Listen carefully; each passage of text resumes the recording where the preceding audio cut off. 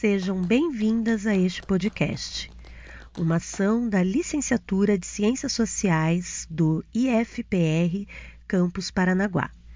Neste projeto, vamos trazer provocações, leituras e análises sobre diferentes obras, clássicas e contemporâneas, que tocam as ciências humanas.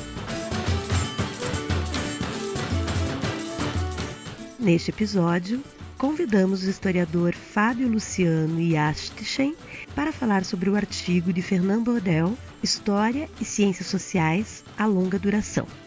Seguimos para essa prosa? Olá, eu sou o professor Fábio e esse é mais um episódio da série Sociais em Prosa, uma iniciativa da Licenciatura em Ciências Sociais do Instituto Federal do Paraná, Campus Paranaguá. Hoje vamos falar de Fernand Braudel, historiador francês e um dos mais importantes representantes da chamada Escola dos Annales, uma importante corrente de pensamento histórico do século XX que tinha entre seus pressupostos uma relação interdisciplinar mais efetiva da história com as ciências sociais. Em 1958, Braudel publicou um artigo no qual procurou definir melhor o papel da história no interior das ciências sociais e, ao mesmo tempo, refletir sobre o conceito de estrutura na produção do conhecimento histórico. O texto foi publicado na Revista dos Annales, que dá nome ao movimento, na seção Debates e Combates, e recebeu o seguinte título: História e Ciências Sociais a longa duração. Ele é uma espécie de resposta às considerações feitas pelo antropólogo francês Claude Lévi-Strauss em um texto chamado História e Etnologia, publicado originalmente em 1949. Depois, em 1958, Lévi-Strauss retomaria esse mesmo texto, inserindo como capítulo 1 do livro Antropologia Estrutural, o que motivou a resposta de Braudel, traduzida para o português em 1962, na Revista de História da Universidade de São Paulo, versão que utilizamos nessa apresentação. Bom, antes de entrarmos nos pormenores desse importante debate, cabem aqui algumas breves considerações sobre a biografia de Braudel, pois ela contém chaves importantes que ajudam a compreender sua formação intelectual e a predileção pelos temas que veio a desenvolver em sua trajetória. Braudel nasceu em 1902 em Luméville, região nordeste da França, filho de um pai professor, e assim pôde estudar latim e grego em sua formação escolar. Aos 20 anos, se tornou agrégé em História, o que significa ser um professor que passou por um exame de averiguação de conhecimentos e qualificação. Essa condição lhe permitiu pleitear uma vaga como professor secundarista, e a oportunidade apareceu em um liceu na Argélia, então colônia francesa, onde permaneceu entre 1923 a 1932, experiência decisiva para o desenvolvimento de suas convicções de pesquisa posteriores. Na biografia escrita por Pierre Dex, há uma passagem que Braudel comenta como foi ver o mar pela primeira vez em 1923. Foi para mim uma tal surpresa. Eu não conhecia o mar. Vejo o Mediterrâneo e confesso que é um presente dos deuses. Imagine um sujeito como eu, que desce pela primeira vez o Vale do Ródano, detém-se em Marsella, embarca num navio e se dá conta com prazer que não enjoa no mar. Pois foi o que aconteceu. Vendo subitamente surgir Argel no horizonte. Argel era a mais bela cidade francesa depois de Paris. E uma cidade muito diferente, com a beleza das ruas, diria, a beleza extraordinária das mulheres. Havia o calor, o vinho, peixes, o que quiser. Para mim, foi como começar a viver. Nessa mesma passagem, demonstrando a importância que a geografia tinha para sua concepção de história semelhante a uma grande estrutura, Braudel afirma que o deserto é um espaço vazio como o mar. Encostado no Saara, o Mediterrâneo é um mar encostado em outro mar. Em 1934, ele recebeu o convite para participar da formação da Universidade de São Paulo, iniciativa da elite paulistana em criar uma instituição de ensino superior, a primeira da região. Junto com nomes como do próprio Claude Lévi-Strauss, do sociólogo Roger Bastide e do geógrafo Pierre de Fontaine, Braudel colaborou na chamada Missão Francesa, que instituiu os primeiros departamentos e currículos da nova universidade, experiência que durou até 1937. De volta à França, ingressou como professor no Collège de France, em Paris. Se filiou aos Annales, conheceu Lucien Febvre, até então líder do grupo, e iniciou as pesquisas arquivísticas com vistas à produção da sua tese, que posteriormente tornou-se sua grande obra, O Mediterrâneo e o Mundo Mediterrâneo com a época de Filipe II, defendida em 1947 e publicada em 3 grandes volumes em 1949. Brodel precisou interromper suas pesquisas em 1940, pois foi convocado para o serviço militar e foi feito prisioneiro pelos alemães em Lübeck, onde, mesmo sem acesso às fontes e notas, redigiu boa parte de O Mediterrâneo. Nessa obra, apesar do título, o personagem principal não é Felipe II, rei espanhol durante o século XVI, mas o próprio espaço, o mundo mediterrâneo e suas paisagens, vilas, portos e acidentes naturais, que mudam lentamente em uma perspectiva contextual mais ampla, de longa duração, como se compusessem uma grande estrutura histórica. Portanto, o texto que ora analisamos, História e Ciências Sociais a longa duração, além de uma resposta a Lévi-Strauss, propôs analisar posteriormente a metodologia utilizada em sua tese e a refletir sobre essa categoria temporal que definiu como longa duração. As considerações de Lévi-Strauss em antropologia estrutural, de alguma maneira, forçaram a historiografia a refletir sobre a pertinência e compatibilidade do conceito de estrutura para a história.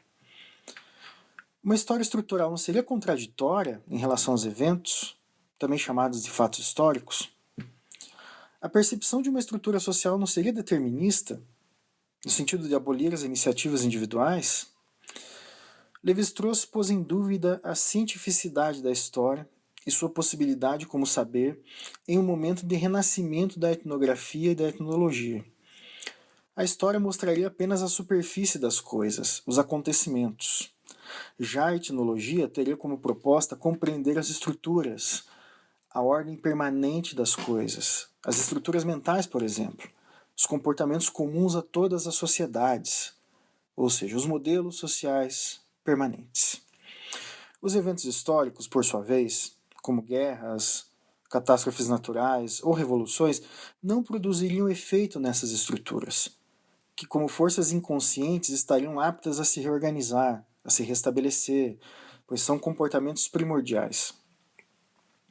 Na antropologia, o estruturalismo pensa os comportamentos dentro de uma estrutura maior, mais abrangente, mais duradoura, como partes intrínsecas do espírito que independeriam de questões geográficas ou temporais, simples superfícies da grande estrutura. Para o Lévi-Strauss, o historiador e a sua visão diacrônica não conseguiriam captar esses processos maiores. Já Brodel, ao mesmo tempo em que critica o estruturalismo anti-histórico de Lévi-Strauss, tenta reconhecer a importância das considerações do antropólogo sobre os diferentes tempos da história, e sugere ainda a necessidade de uma aproximação conceitual e metodológica mais efetiva entre a história e as ciências sociais. Para Brodel, a primeira geração dos Annales, na década de 1920, com Marc Bloch e Lucien Febvre, já promovia uma análise histórica que aproximava os eventos das estruturas temporais maiores, como nas obras O Problema da Descrença no século XVI e Os Reis Taumaturgos. Seria um erro ignorar a importância da duração na vida social, pois essa abordagem proposta por Lévi-Strauss pode ser mais eficiente para pensar sociedades mais estáveis, como as comumente estudadas pela antropologia estruturalista, mas não funcionaria tão bem nas sociedades ditas modernas, com características mais complexas e ritmos sociais distintos.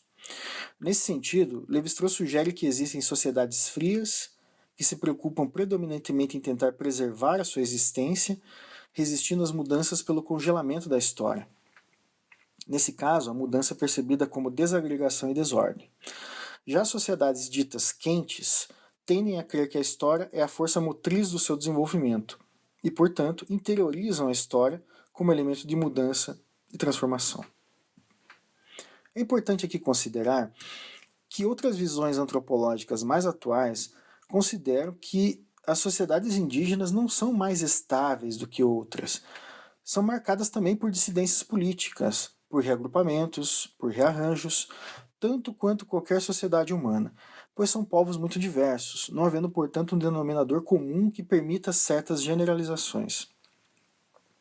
Brodel recorre a uma concepção de temporalidade que, dotada das medidas do tempo e do espaço e das escalas de duração, reorienta para o coração da pesquisa historiográfica as desconfianças da sociologia perante o tempo curto das revoluções. A sua proposta foi estabelecer uma divisão tripartite da noção de tempo. Primeiro, um tempo estrutural, longo e duradouro, o tempo das paisagens e das mudanças lentas, que, no entanto, não é absolutamente imóvel. Segundo, um tempo conjuntural, médio, caracterizado pela mudança, constituído pelas oscilações cíclicas da história, como mudanças de preços ou progressões demográficas. E, por fim, o tempo breve, dos acontecimentos, do fato, do tempo próprio da vida cotidiana, das nossas ilusões, das nossas rápidas tomadas de consciência. O tempo, por excelência, do cronista, do jornalista, como disse o próprio autor. A história tradicional, comum ao século XX, teria nesse tempo curto do evento a sua base narrativa, o que Brodel argumenta ter sido superado pela escola dos Annales. Em uma analogia que aproveita sua forte ligação com o mar, a espuma que vemos nas ondas seriam os eventos, mas o que dita o movimento das marés são as estruturas profundas desse mar. Espero que tenham gostado e até uma próxima.